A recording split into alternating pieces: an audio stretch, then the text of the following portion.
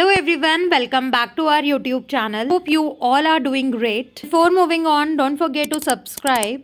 This is EcoAda Way to Economics, and don't forget to follow us on Instagram for updates. In this video, we continue NCERT Class 11th Part B, Introductory Microeconomics Chapter 5, market equilibrium. Already channel पर previous parts uploaded हैं. अगर अभी तक आपने वो नहीं देखे हैं, मेक श्योर आप पहले वो देखें because it is a continuous series. Videos आपको प्लेलिस्ट में मिल जाएगी. Our today's topic is wage determination in labour market. So the theory of wage determination under a perfectly competitive market structure using the demand and supply analysis.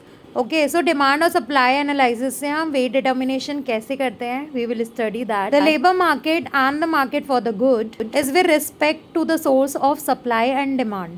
These are the two sources of a market. First is supply and demand. Is that clear? Firstly, we talk about the labor market. It is the relationship between the employers and the workers. That worker like supply and demand. यहाँ पर workers जो हैं, we talk about the supply and demand in this. It is a market where households are the suppliers of labor. The demand for the labor comes from firms, whereas in the market for goods, so usually labor कौन होता है, जो locally लोग available होते हैं. The labor market is very important to health of an economy.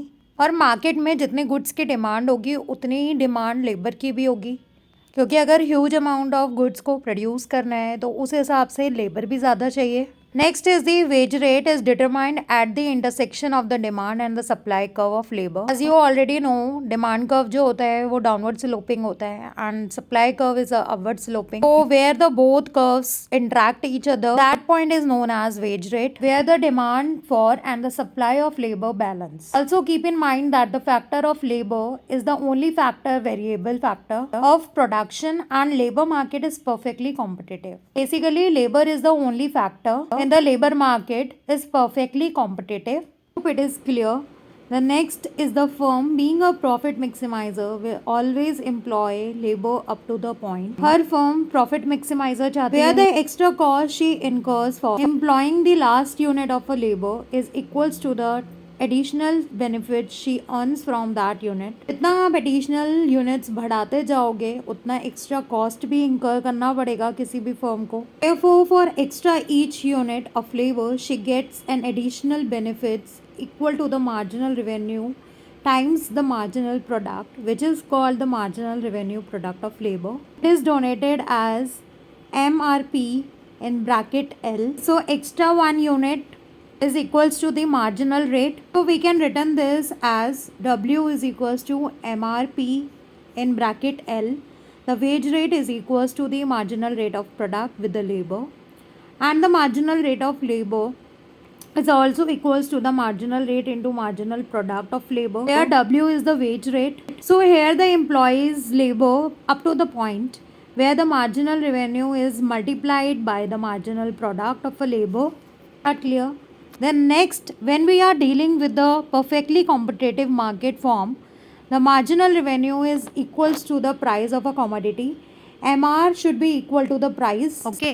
So the marginal revenue product of labor in such case is equals to the value of marginal product of labor, which is written as VMP of labor. Let's discuss it further. The value of marginal product of labor when VMP of L labor is greater than the wages rate, the firm will earn more profit by hiring one more unit of labor. जितना unit आप बढ़ाते जाओगे उतना ही wage rate भी क्या होगा, increase होता जाएगा और फर्म को ज़्यादा से ज़्यादा प्रॉफिट होंगे. And when the VMP of labour is less than the wage rate, the firm can increase their profit by reducing a unit of labour employed. और अगर VMP लेस देन होता है वेजेस से, then firm has to increase their profit by reducing the labour. वो labour को कम करना start कर देती है. Is that clear? The next are some assumption. First is law of diminishing marginal product. Second is demand curve for labor is downward sloping, as I told you earlier. The wage rate is W1 and the demand for labor is L1. Okay. Last is the price of a commodity remains constant. हम price जो है वो constant समझते हैं. Let me explain in graph. X-axis shows labor and Y-axis shows the labor. The demand curve is a downward sloping and supply curve is a upward sloping. W star shows the wage rate and P star shows the price of a commodity. Exactly at a point A, the demand curve and the supply curve intersect and we will find the wage rate exactly on that point. Is that clear? I hope you are clear with this. The next is the conclusion.